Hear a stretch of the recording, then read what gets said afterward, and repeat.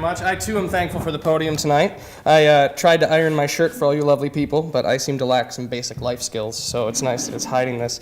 I also want to thank the Loft and Jared and the mentors for a wonderful, wonderful year, and all my fellow mentees for a lot of great work, and I'm really excited to continue, even though it's almost done, sadly. And I want to thank my family who's here tonight, and most importantly, my beautiful wife, Katie, who made the trek, and who not only has always read my stuff, put up with me driving back and forth to the cities all the time, but she always believes in me, no matter how crazy my dreams are. So thank you, darling. All right, the sappy portion of the evening's over. We'll see, maybe you find this sappy. All right, this is a essay from a book of humorous essays I'm working on. This one's about my brother. My brother is 6'4", has the only red hair in 5 generations of our family, and was almost named Champ. My father thought a name like that would ensure a certain level of proficiency at sports. My mother spared him this humiliation and instead decided to name him Tony. Tony Bennett. Most people would find this combination of lanky, fire-crotched, and named after a famous crooner just too horrible, and would store up the rage from schoolyard tauntings until they unleashed it in either serial killing or hockey. Tony, however, had a fat younger brother. That would be me. After the divorce, my mother enrolled in night school. She realized that she needed a better job than her high school diploma could provide, and getting her college degree would provide more money and more security. It had the side benefit of providing Tony and me with ample unsupervised hours to torture each other. For a long time, I had a nuclear option that was always on the table. When the fight invariably escalated, when Tony decided to ratchet up from verbal abuse to his limited cache of physical weapons, I opened the briefcase and pushed my little red button. I called my mom and tattled. This worked remarkably well for a long time. I would dial her work number, long since committed to memory, wait till she picked up, and then turn on the waterworks. It was always a variation on a theme. Tony had done this, called me that, or wouldn't unload the dishwasher. It wasn't long before I heard those precious words, "Put your brother on the phone." I would hand him the receiver, grinning triumphantly, and he would get in one last shot to the arm while settling in for his ass chewing. I would then head back to the television to reclaim the clicker, returning again to the peaceful world of slime and pre-angst Alanis Morissette on You Can't Do That on Television. Eventually, however, my mother's patience wore thin. I could feel the annoyance creeping into her voice each time she heard my weepy sob on the line. It got to the point where if her phone rang around 4 o'clock, she would answer not with "hello," but with "what, Andy?" One day, after a particularly nasty fat joke from my brother, I opened my briefcase, pushed the little red button, and exercised my nuclear option for the last time. My mother listened patiently, even thoughtfully, as I described Tony's latest transgressions. Then there was a pause, during which I fantasized she was dreaming up some fantastical new punishment for him. Then she said simply, "Andy, deal with it." And the line went dead. I looked at my brother, whose balled-up fury was now straining at the seams, one hand already extended for the receiver. My mother, my own mother, had left me to die. I couldn't deal with it. I was a weak chub whose greatest defense involved copious tears and an uncontrollable gasping sound in between sobs. What was I going to do? I hung up the phone, registered the shifting look from pissed-off resignation to something resembling triumph on Tony's face, and I improvised. "Mom is so mad at you, Tony," I said. "She says you're supposed to apologize to me and then go shovel the front and back by yourself." Tony sighed, accepting his fate for a moment, before catching on. Something was different. Mom never doled out her punishments via a middleman. He stopped in his tracks and turned to look at me, a smile creeping onto his face. "Go shovel," I bellowed, hoping the volume would help. "Mom said." "No, she didn't," he replied, the smile growing. "Call her if you don't believe me." "Okay." Tony moved for the phone then, calling my bluff. I was out of options. If he called her, she would find out I lied and put words in her mouth, and then the anger would shift to me. My fevered brain raced through my options. Cry, run away, call Mom again. None of them seemed very viable. And it was in this moment of my greatest desperation, as it so often is, that inspiration struck. I discovered a tactic more powerful than tears and tattling combined. I kicked him in the nuts. Now, as a male, I understand the pain this caused my brother, but it was an act of self-preservation. See, my brother didn't fight fair. He had, over the years, developed an arsenal of tactics that he could cherry-pick from with casual ease, reducing me to a quivering blob of fat tears and moments. Also, my brother wasn't like the older brothers of my friends. My friends would show up to school with rope burns or dead legs, bruised arms, or the occasional fat lip. My friends had stupid, lazy brothers who hurt them physically. I had a wicked, intelligent brother who liked to toy with my brain. I'm not saying I also wasn't a gullible moron prone to panic attacks at the slightest provocation, but Tony was a master manipulator and one hell of an actor. For instance, I still can't use an outhouse without a surge of terror going through me. See, when I was 7, Tony and I were staying at our Uncle Brian's cabin, and I had to use the outhouse in the middle of the night. Right before I ventured out into the dark woods to go sit on a dark hole with my business all a-dangling, my brother told me about a serial killer who lived in these very same woods. Tony claimed this killer lived in the series of tunnels that connect all the outhouses in the area, and he waited for people to sit on the toilets. When they did, he would plunge a 5-foot-long serrated knife up the person's ass, rip out their guts, and pull them down into the tunnels, where he would then consume them. Of course, there are no tunnels connecting outhouses, and there was no way my fat ass was being pulled through the toilet seat opening, but I was 7. What did I know? Needless to say, I flirted with a bowel obstruction that night because there was no way in hell I was using the outhouse.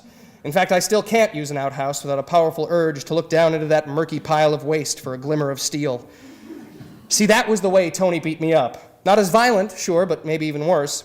When he did get physical, he was more interested in embarrassment than pain. He would pin me to the floor and let a long ribbon of spit descend to my squirming face before slurping it back into his mouth at the last second. Occasionally, he would wait too long or slurp too hard, and the spit would land in my eye, which he found hysterical. He also liked to fart on my face and pull my shirt over my head so he could squeeze my boobs.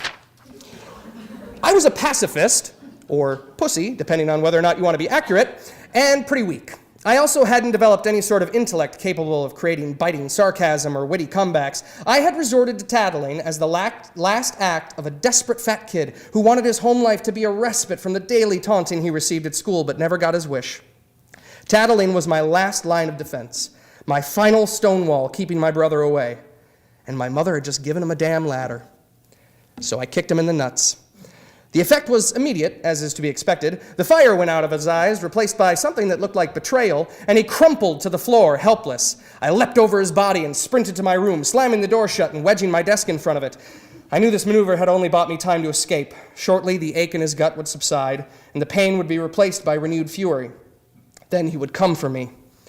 I took stock of my situation. There was a nice, comfortable bed, a television, a radio, a Sega Genesis video game system, an open bag of Doritos, a half-empty Coke can, and a half-dozen little Debbie snacks in my nightstand. I could easily survive in here for the next 45 minutes. I lay on the bed and played Mortal Kombat, obliging the game's repeated commands to finish him with the appropriate limb-rending response while I listened for the sounds of Tony's recovery. He did recover, and as I expected, came charging for my bedroom door. The desk held well, and I smirked when the sound of him smacking into an immovable object he had assumed was movable hit my ears. He cooed that he only wanted to talk to me because he was my brother, and brothers shouldn't hurt each other like that. Then he started smacking the door and saying he was going to kill me. It was like the after-school special version of The Shining. I turned on the stereo, adding some Paula Abdul, featuring MC Scat Cat, to the soundtrack of my video game, and relaxed. I even allowed myself a small amount of pride. Here I was, safe and secure. And I'd done it without my mom's help. I had dealt with it. But that technique didn't work for long. See, he was a smart kid, and it didn't take him too many sack raps to realize that this was now my go-to move. His first counter upon seeing my leg tense was to stop whatever taunting he was administering and ask me not to kick him in the nuts. He would never get the whole request out, however, as the last couple of words turned into groans of pain after I kicked him in the nuts. His next counter attempt was to block my kick, apparently forgetting the entire year I had spent learning the martial arts. The crane kick works every time. Finally, he resorted to a preemptive maneuver. If he was going to get kicked in the balls, he was going to make sure I didn't have anywhere to run after. He was an excellent strategist and always timed his attacks to trap me in the kitchen, where I couldn't get away from him without running into the basement, which I would never do. He would then deliver his most advanced psychological attack, one he still uses to this day, although it has lost most of its potency. He would pretend he was going crazy. And I don't mean in the harmless finger-wagging, you drive me crazy way either. He would grab his head with both hands, bulge his eyes, and stagger about shouting, "I'm going fucking crazy! You're making me fucking crazy!" He would advance on me, his eyes wild and his hands clutching while muttering curse words and occasionally foaming at the mouth. And this restored balance to our relationship.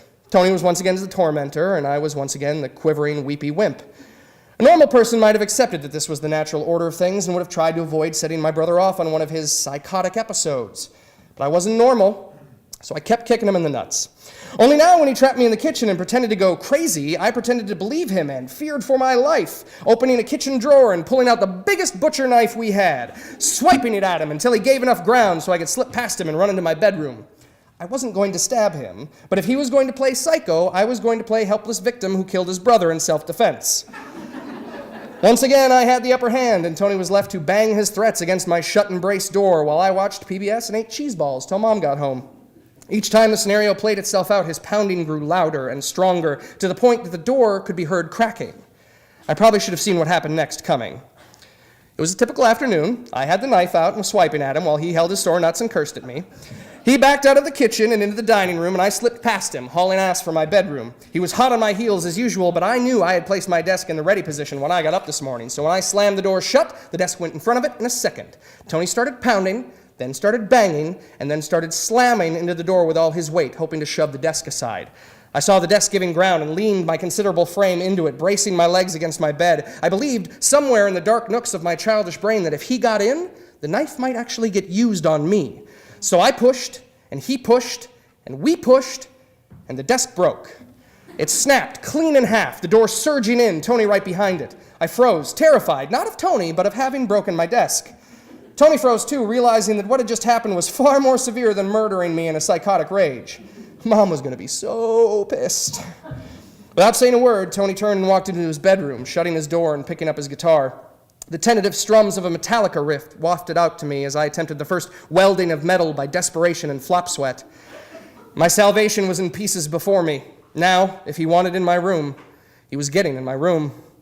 I brought the knife back out to the kitchen and put it back in the drawer. I muttered a silent prayer, pleading that Tony suddenly developed a tongue disease that made him incapable of hurling insults or dangling spit. I wished on all the stars that I lose my baby fat overnight and develop sculpted biceps capable of pummeling my way back to college age. Of course, neither my prayers nor my wishes came true. The fighting would continue. Thank you.